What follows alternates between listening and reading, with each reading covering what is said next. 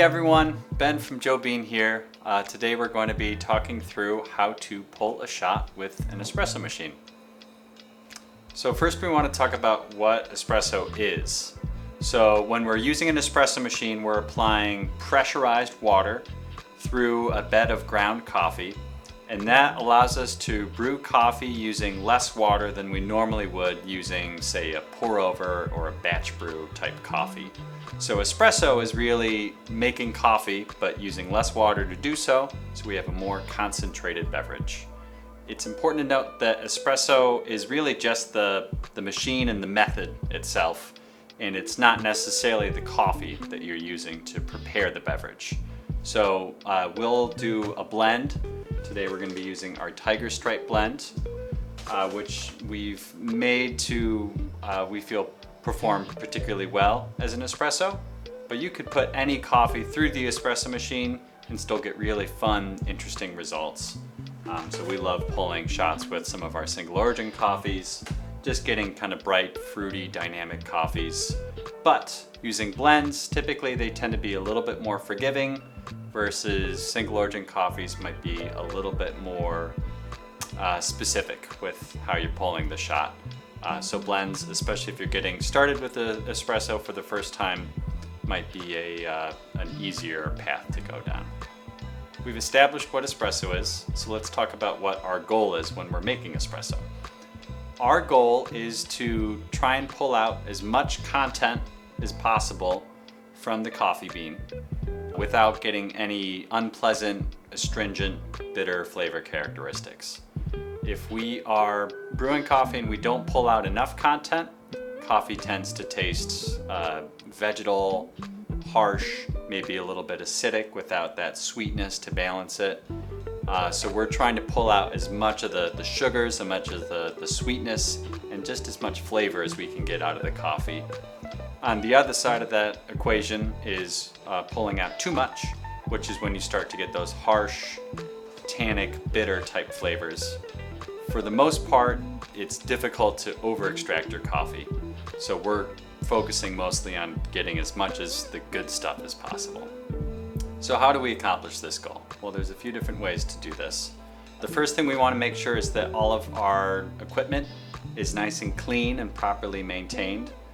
So this is part of having just good hygiene habits with our equipment, making sure that we're back flushing, that we're using a cleaner to back flush, that we're taking it apart, cleaning it on a regular basis, and not getting any off characteristics from that. Another huge component is making sure that we're using filtered water for our espresso. Water filtration needs will be very dependent on the area that you live in and what your local water is like. So it's a good idea to take just like a little water test kit and see what your local water looks like. But trying to get something that has the right hardness, the right alkalinity levels will make a huge difference in the ability to get coffee that tastes sweet and has the acidity in a way that feels juicy and sweet and not harsh and sour. Another huge part of espresso is building our recipe. So we're trying to be specific about the amount of dry coffee that we put in. We're trying to be specific about how we prepare that dry coffee inside the portafilter, and then being specific about what amount of yield we're looking for and what time period we're looking for that yield to take place in. Typically we like around a 1 to 2.5 ratio as far as dry weight going in versus yield coming out. But recipes are very specific to your equipment, the quality of your grinder, the quality of your machine, what your local water is like. So feel free to experiment around and really try and explore and figure out what the best recipe for your equipment is. Another huge part of getting good tasting espresso is making sure that the water is evenly moving through the bed of coffee. So you'll see when we walk through the step-by-step technique, we pay a lot of attention to what we call our puck prep, which is how we deal with making the ground coffee as even as possible inside the portafilter, and how we then tamp down that ground coffee. Uneven interaction is where harsh, unpleasant flavors tend to come from in coffee. So the more even we can make it, and the more even we can make our grind size by using really high quality grinders, the more flavor you're going to get and the sweeter your coffee is going to be. We want to be consistent with what we're doing and be repeatable with what we're doing. So just having a little notepad and taking notes about what your recipes are, how you feel the coffees are tasting, and any adjustments you might make go a long way to making sure that you can quickly get to the flavors you want to out of coffee without having to waste a lot of coffee in the process. So let's talk about what tools you need to make espresso. You will need a portafilter. Sometimes you'll see there's a choice between a spouted portafilter or a bottomless portafilter. If you do have the option, we really prefer to use bottomless portafilters as they are a lot easier to clean versus spouted portafilters tend to get lots of little grounds and pick up just some dirt and grime on the spouts that can be a little challenging to clean off quickly. You'll need a basket to go inside your portafilter. It's also worth noting that frequently the baskets that come from the manufacturer aren't the best quality. So if you notice that your basket has some holes that aren't all the way punched through or have holes that look like they're different sizes, it might be a good idea to look at buying an aftermarket basket. And there's a number of different brands that make these really wonderful precision baskets. We've used VST baskets and have been very happy with those. But again, there's a number of different options out there. You'll also need scales. We'll need a scale to measure the dry dose of the coffee. And then you can use the same scale to measure your yield. Or if you'd like, you can buy some smaller scales that'll go right on your drip tray so you can measure your yield in real time. And today we're going to be using scales from Akaya, which are really wonderful, high precision scales. But there's a number of nice scales available on the market. So use what makes most sense for you. We'll need our tamp. You can use either a straight 58 millimeter tamp, or if you're using a high precision basket, you could think about buying a slightly fancier tamper that might be more of a 58.4 millimeter if you want something that fits absolutely perfect. But for most people, a straight 58 millimeter or whatever your basket size is would work fine. We like using a distributor to help level out the coffee inside the basket. There's a number of different ways to make sure that your coffee is sitting really evenly inside the basket, but a distributor is a very fast and time efficient way, and they tend to do a pretty good job. There's a number of different price ranges available. Today we're going to be using one from Espresso Parts that's a nice kind of budget distributor that we feel still does a nice job. We'll also need a packing mat to tamp on. We'll need a timer if there's not one built into your machine. We will need clean rags. We like having 3 different rags. One for cleaning the portafilter, one for wiping off the steam wand, and then one more for keeping the counter and the drip tray clean. And then any other tools you might want to give you a little bit cleaner puck prep. There's different distributor tools, there's different funnels that'll go into a basket. Some people like to sandwich their shots with paper filters above and below to make the water run through extra evenly. And then the final option would be if you want to measure your shots, you can use a TDS meter, which will measure the dissolved solid content inside your espresso. And by measuring the dissolved solid content, you can determine how much of the dry coffee was successfully dissolved and extracted into your beverage.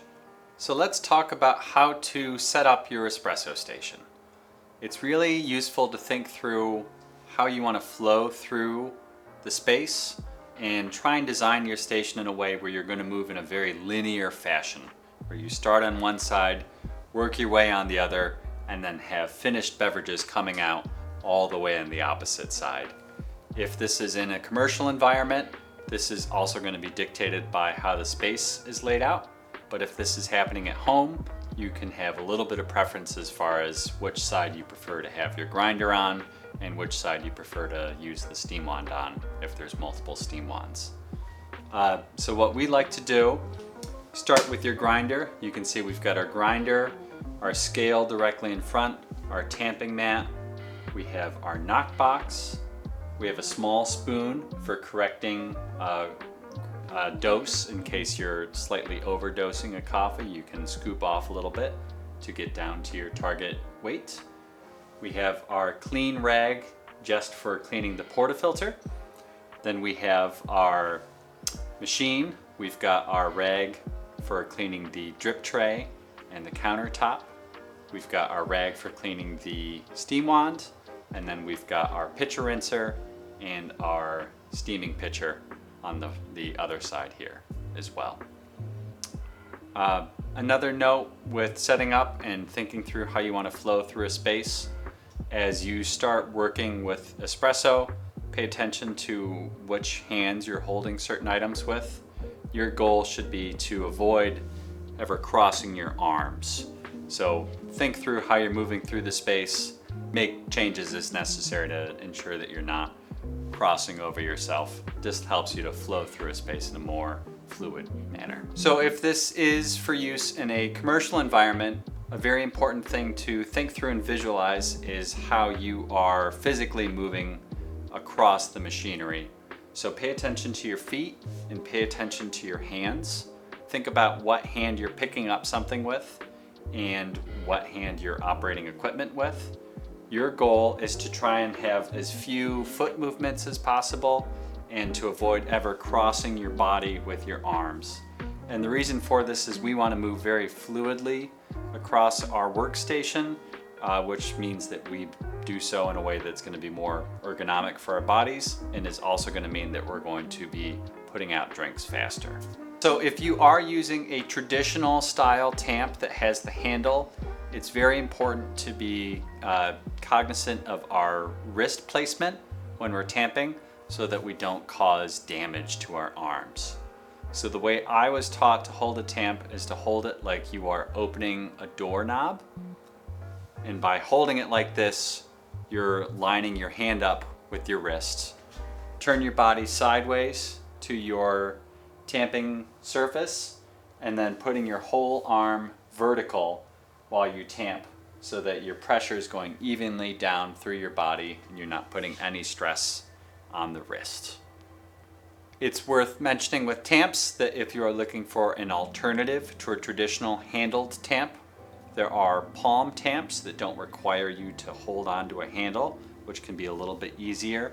Or even easier still, there are fully automated tamps now that provide a very consistent amount of pressure.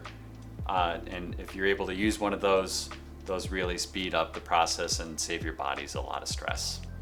All right, so let's talk about puck prep inside the portafilter basket. When we are loading in coffee, we want to think a lot about how evenly all of those little coffee grounds are sitting inside that portafilter basket. We're applying some pretty highly pressurized water, and water is very good at finding the path of least resistance and then widening that path as it flows through a bed of coffee grounds. So if we have any weak spots, the water is going to find it, and it's going to lead to unpleasant, thin, astringent, vegetal flavors in our coffee that we really don't want to see.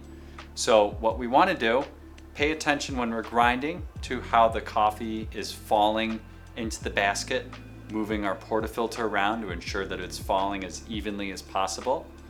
Using some kind of distributor tool, knocking the portafilter against the counter, shaking it back and forth. There's a lot of different methods to leveling out the grounds in there, but whatever you do, you want to be very, very consistent with how you do it. So if you're knocking it on the counter, count how many times you knock. We're going to do 3 knocks every time, so I know I can be consistent. Or if we're spinning a distributor in there, spinning it in consistent number of spins, whatever we can do to make sure that we are not only making the coffee as even as possible, but doing it in a way that we can do identically over and over again to get very consistent results. When it comes to puck prep, it's also good to keep in mind that there is going to be a little bit of a trade-off between speed and efficiency versus how much detail we can pay attention to when we're getting our pucks all set up for tamping. So if this is in a commercial environment, Again, using distributors is a really quick way to make the coffee nice and even in the basket. But if this is a home environment, maybe looking at some different techniques can get even more perfect as far as how the coffee's laying inside the basket. So let's walk through step by step how to pull a shot of espresso. The first thing we're going to want to do is remove the portafilter from the group head. We're going to flush the screen to make sure that there's no residual coffee grounds left on the screen. Dry the portafilter. Grind coffee into the portafilter and distribute the coffee evenly inside the portafilter basket. Tamp the coffee down. Zero your cup on your scale.